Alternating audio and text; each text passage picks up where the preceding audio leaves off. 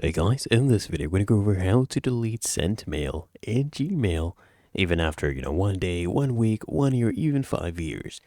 Now, what I want you to do is just come here to Gmail, and then here on the left-hand panel, you should see sent, okay? Click on it, and you can see this one was sent about 2-3 months ago.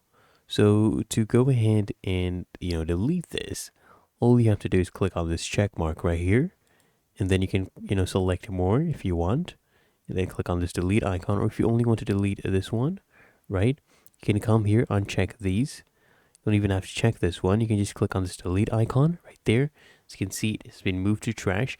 And then what you do, you come here, click on more, click on trash, and then you clear this completely from scratch. Okay, that's all you have to do.